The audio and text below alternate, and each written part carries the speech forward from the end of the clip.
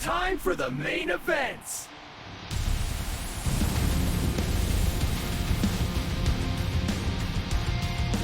Hey guys, welcome back to the channel. If you like the content, hit the subscribe button, leave a like down below.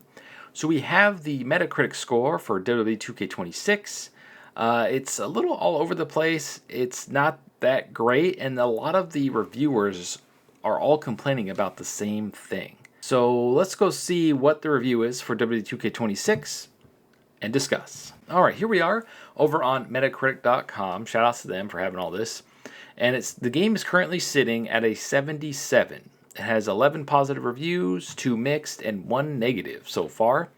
Most of the reviews are on the PlayStation 5. We'll go through each version of the game. So far, as of the making of this video, nobody has reviewed the Switch 2 version, so I'm very tempted to buy it just to give you guys an idea of how it runs.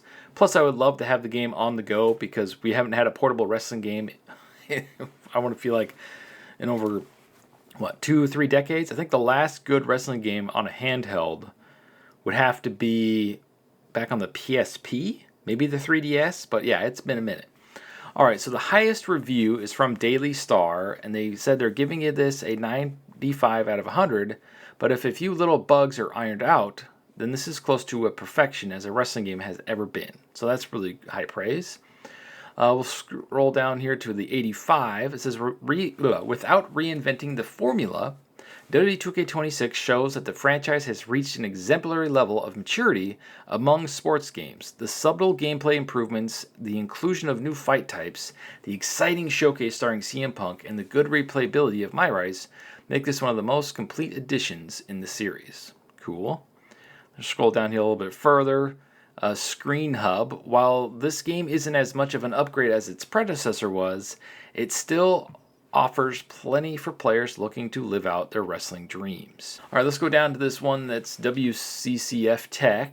It says WWE 2K26 offers a more well-balanced card than last year, including some welcome tweaks to core gameplay, fun new match types, and a solid additions to most modes. As with most annualized sports franchises, a lot of the improvements feel rather piecemeal, and the addition of a grindy new ringside pass nearly pushes the game into the realm of NBA 2K style over monetization. But this veteran franchise can still deliver thrills for a price.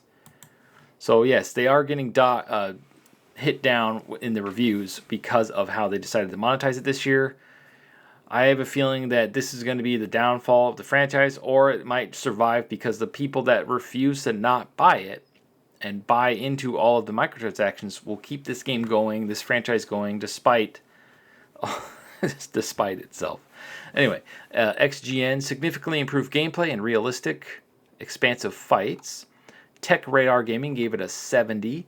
W2K26 once again sees 2K improve on its yearly release, but like with other years, there's always a downside to go along with it.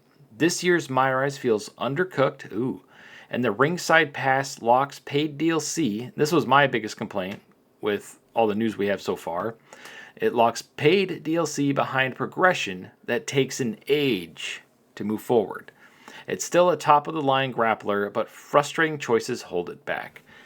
So like I said early on, when I was making some of my videos about all the early impressions and what other people were saying about the game, it sounds like the gameplay itself, the developers are trying to make a really fun wrestling game, but because of the shareholders, because of 2K, because of WWE wanting all this infinite revenue increase, they're forcing them to put in this crap. Plus, we dropped last gen, and they had to justify it somehow. The justification was this stupid Battle Pass. They probably pitched this idea to corporate, to 2K, and 2K passed it up the ladder, and they're like, oh yeah, we should make a lot more money and a lot more engagement out of the game by doing a stupid Battle Pass, not realizing, or maybe they did realize, that it's going to hurt the game and the franchise in the long term.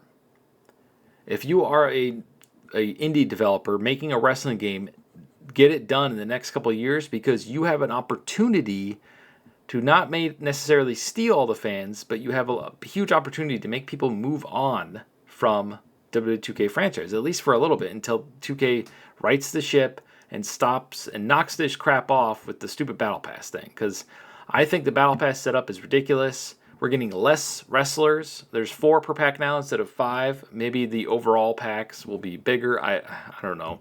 I haven't done the math or whatever. But they're trying to justify the way it's set up because we're getting points for all the different modes, like virtual currency. And there's pictures going around of the island parts and how much they cost. Some of the parts are up to 12,000 virtual currency for a hairstyle. I thought the parts prices would go down, not skyrocket.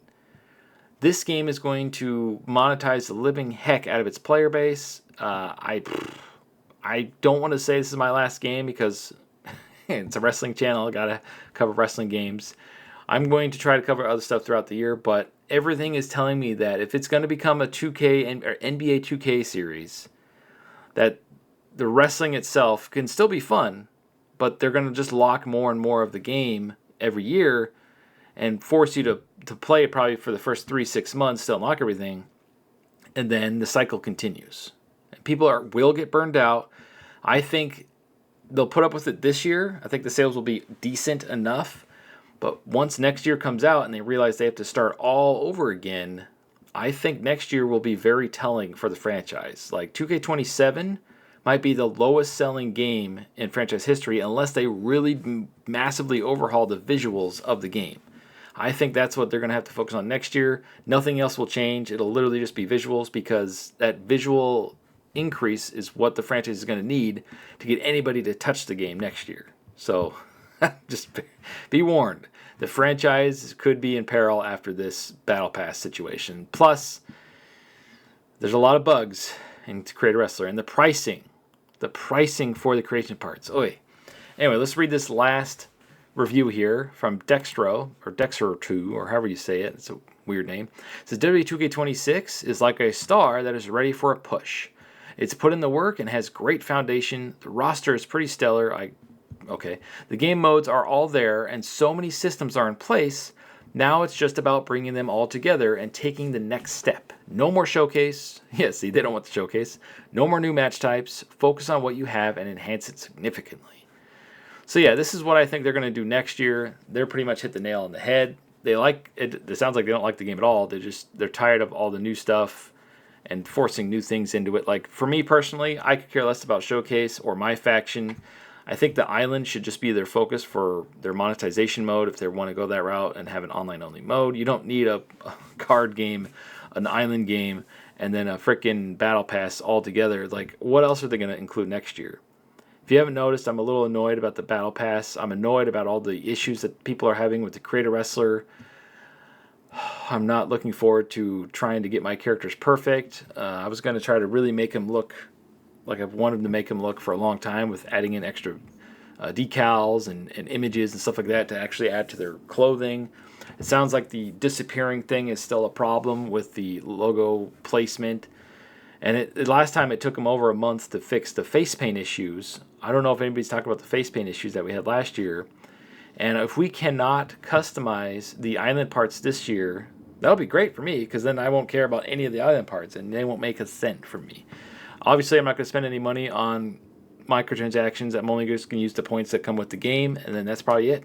And then whatever I earn from the Battle Pass. So, closing thoughts, indie devs making wrestling games, like I said earlier, the Wrestling Code, Ultra Pro Wrestling, the Neck Breakers, anybody else making a wrestling game that hasn't announced their game yet because they're terrified of getting backlash because the wrestling gaming community is very passionate about the franchise, about wrestling games in general.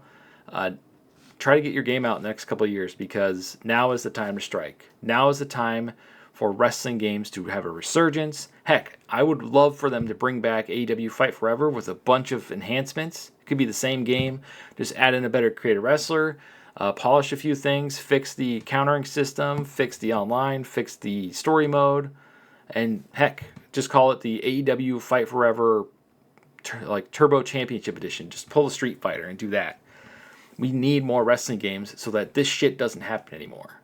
I am tired of the microtransactions. Anyway, rant over. Thank you for watching. Sound off the comments below. What do you make of this? And as always, stay frosty. And I'll see you guys in launch day on PlayStation 5.